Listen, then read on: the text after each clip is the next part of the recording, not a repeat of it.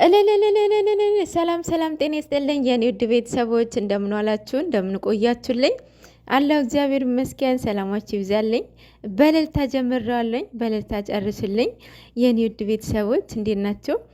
እግዚአብሔር ይመስገን። ጨረቃዎቼ እንኳን ደህና መጣችሁልኝ። እግዚአብሔር ይመስገን ስለ ሁሉም ነገር። እመቤታችን ቅድስት ድንግል ማርያም እማፍቅር እናንተን እንደባረከቻችሁ፣ እናንተን ለደጇ እንደጠራቻችሁ እኛንም ተባርከን ትቀድሰን ለደጇ ታብቃን። በያለንበት ሁላችንም ተባርከን። ማርያምን በጣም በጣም ደስ ብሎኛል። የሁሉ ጊዜ ጸሎት የነበረ ባይዘዌ ማርያምን በተለይ ቅመሟ እንደዚህ አይነት ቦታ እንድትሄድ በቃ እኔ እንጃ በጣም በቃ ሁሌ ያወራ ነበረ ማለት እዚህ ባለ ነው ከጓደኞች ምናምን እናወራ ነበረ እና እግዚአብሔር ይመስገን የኔ ውድ ቅመምዬ ስለትሽን እማፍቅር ቅድስት ድንግል ማርያም ከልጇ ጋር ታስታርቅሽ ትቀበልልሽ። የኔ እናት ስለትሽን ይስማሽ የኔ ቆንጆ። በጣም ደስ ብሎኛል። እኔ እንጃ በስማም። በተለይ አሁን ደግሞ የተለቀቀ ቪዲዮ ካያችሁት ቃል ኪዳኔ የሚሉ የአዲስ መዝሙር ማለት ነው። እንግዲህ መጨረሻችሁን እያሳምረላችሁ እንዲሁ ቃል ኪዳን እንዳስገባቻችሁ መጨረሻችሁም ታሳምረላችሁ በደጇ። በስማም በዚህማ ቢሆን አቤት አቤት መታደል። እግዚአብሔር ይመስገን ስለ ሁሉም ነገር። አሁንም ፈተና አይመጣም ማለት አይደለም። እንደዚህ አይነት ቦታ የምትሄዱ ማንን ከነሱ ውጭ ሌሎቻችሁ ማለት ነው ግዴታ ታማችሁ ወይም ማግኘታችሁ አጥታችሁ ወይም የሆነ ፈተና ደርሶባችሁ ምናምን አይደለም መሆን የለበትም። በቃ ይሄንን በቃ እምነት ቦታ ግድ ነው፣ ግድ ነው። መጽሐፍ ቅዱስ ይላል እኮ ወደ ፈተና እንዳትገቡ ትጉና ጸልዩ ይላል አይደለ? ስለዚህ ወደ ፈተና እንዳንገባ ግዴታ ወይምነት ቦታችን በያለንበት መጸለይ ግድ ነው እና ጨረቃዎቻችን የኔ ውዶች አሁንም በደንብ መበርታት አለባችሁ። ከዚህ በኋላም ፈተና ይመጣም ማለት አይደለም እና እግዚአብሔር ይመስገን ስለ ሁሉም ነገር። ብዙ ነገር ተምራችኋል ብዬ አስባለሁኝ። ጸበል እምነት ይዛችሁ መታችኋል ብዬ አስባለሁኝ። አሁን ጨጓሬ ምናምን ይል ነበረ ብሩኬ አይደለም?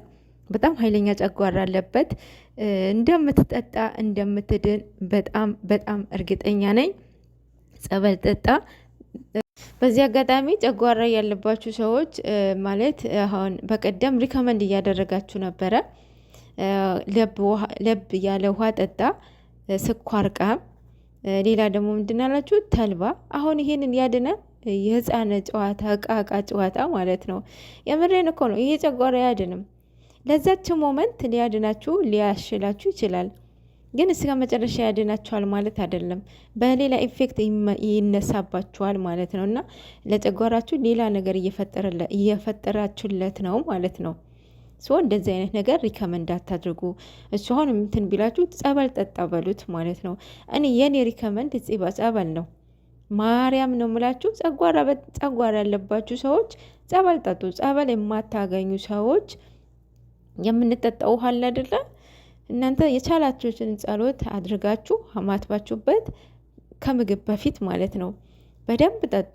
በደንብ ለተከታታይ ታያላችሁ። በ3 ቀን በ4 ቀን በ7 ቀን ኖርማል እንደምትሆኑ ማለት ነው። ማርያምን የቻላችሁትን ጸሎት አድርሳችሁ ማለት ነው እና ጠጡ። እንደዚህ አይነትን ሪከመንድ አታድርጉ። አያሽልም፣ የሚያሽልም ነገር አይደለም። ስለዚህ ብሩክ ያለማየሁ ልጅ በጣም በጣም እርግጠኛ ነኝ ጸበል ጠጣ ይትድናለ። አምጥታችኋል ብዬ ተስፋ አደርጋለሁኝ። እንግዲህ መጨረሻችን እያሳምርላችሁ የኔ ውዶች። በጣም ደስ ብሎኛል። ቃል ኪዳናችሁን እስከ መጨረሻ እያድርግላችሁ። በጣም ደስ ብሎኛል። ማርያምን በስመ አብ። አሁን ቃል ኪዳኔ በሚል እንትን ላይ መዝሙር ላይ ማለት ነው እኔ እንጃ።